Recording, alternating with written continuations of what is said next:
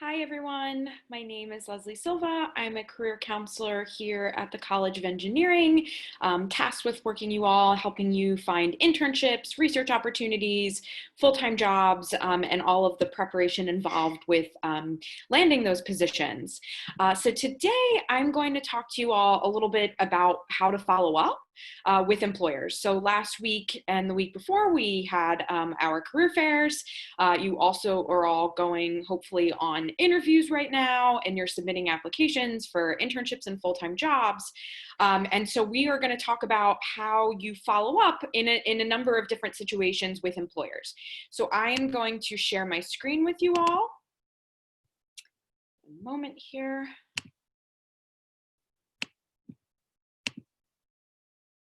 Okay, so since the career fair was last week, I'm going to lead with that and talk a little bit about how you should be following up with employers after the fair. So the first thing I'll say is, unless you are really 100% not interested in the employer, and even so, I think it's thoughtful to thank people for their time, but you should be following up with all of the people that you talk to at the fair. You want to try to send that thank you within 24 hours. And if you kept your contacts really well organized during the fair and after the fair, this should be fairly easy. You want to try to make specific reference to your conversation. So hopefully you took some notes during sessions or after the session that you can mention in your follow-up. Ask a question if it's appropriate and if you have a question, and then try to fulfill their request. So an example of that would be if they told you to go ahead and submit an application online, you want to follow up with them after you've applied for that position to let them know that you've done that. So here might be an example of a post-career fair thank you note that you would send via email. So something like, "Hi, Emily, thank you for taking the time to speak with me today at Temple University's College of Engineering Career Fair. I really enjoyed learning more about the internship opportunities at SEPTA. As per your recommendation, I applied for the civil engineering intern position through the company website. I believe that my educational background, project experience, and passion for public transportation make me a strong candidate for this role. I look forward to hearing from you, and please do not hesitate to reach out if you have any questions about my qualifications. Have a great day."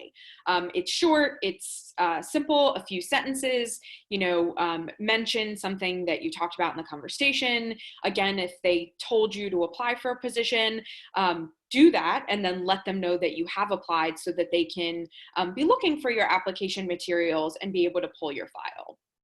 Now, sometimes you're going to connect with recruiters directly through LinkedIn instead of email. So maybe at the end of the conversation, when you asked what would be the best way to follow up, they told you LinkedIn. So before you can reach out to them on LinkedIn, you need to connect with them.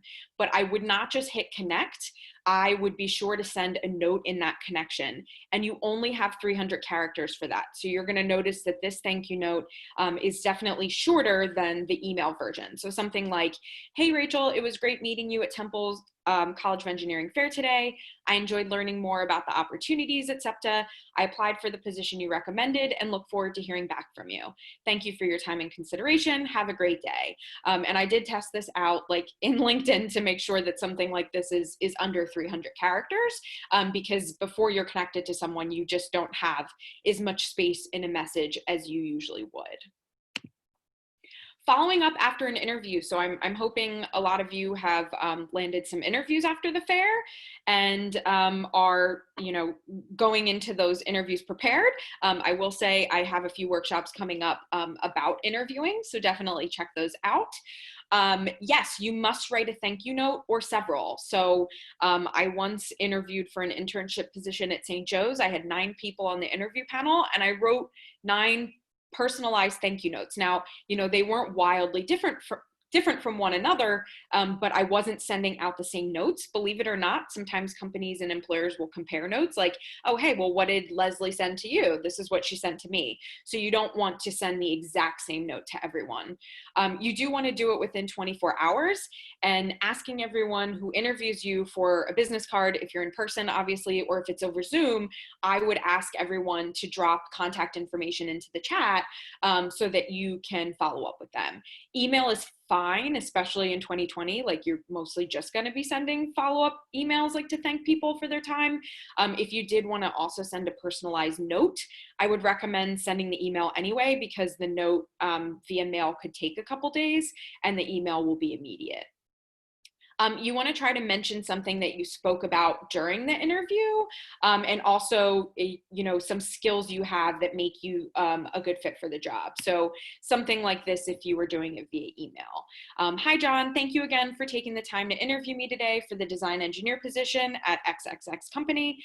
It was great to hear about your vision for this role, and I believe that my AutoCAD skills, ability to collaborate with team members, and past internship experience makes me a good fit for this role. So again, here we're directly highlighting some of the skills that you have that would make you the right fit. And hopefully these would be skills that would be really valuable for the company. In my time as an engineering student at Temple and as an intern at ABC Company, I've really honed my CAD skills. Additionally, I enjoy working as part of a team with other engineers and welcome the challenge of solving problems in collaboration with my colleagues. Please do not hesitate to reach out if you have other questions about my qualifications and background.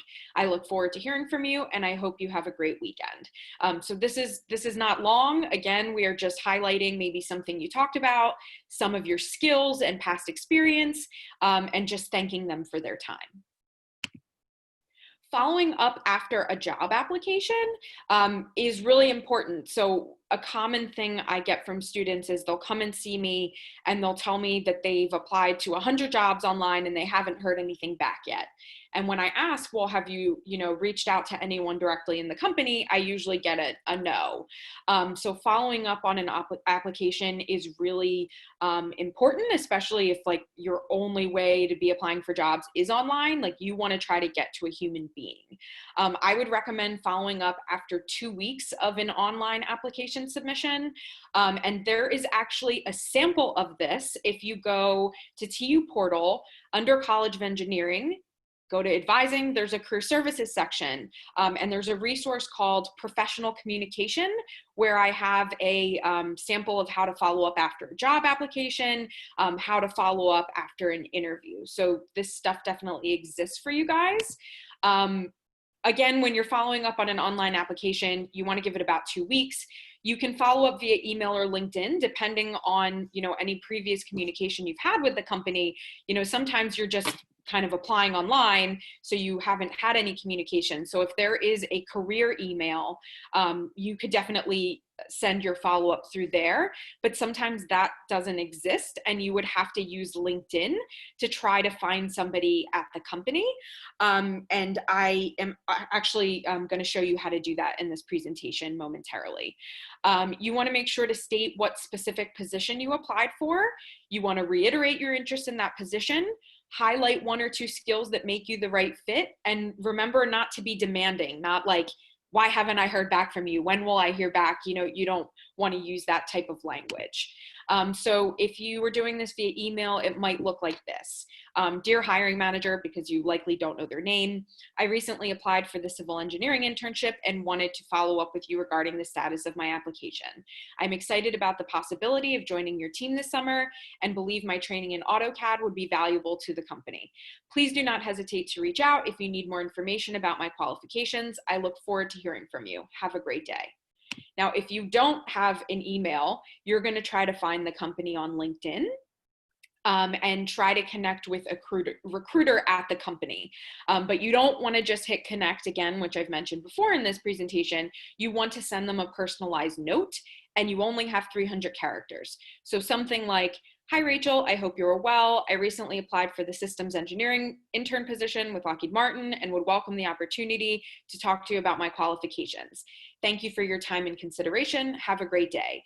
Now, keep in mind, you might not get an email back. You might not get a LinkedIn message back, but you also might. And it doesn't really change your standing. And hopefully by showing the company that you're taking some initiative, they will pull your file from, all of their applications and reach out to you.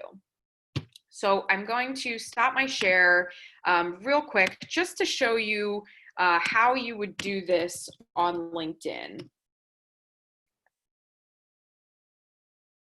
Give me one moment as I pull up my profile.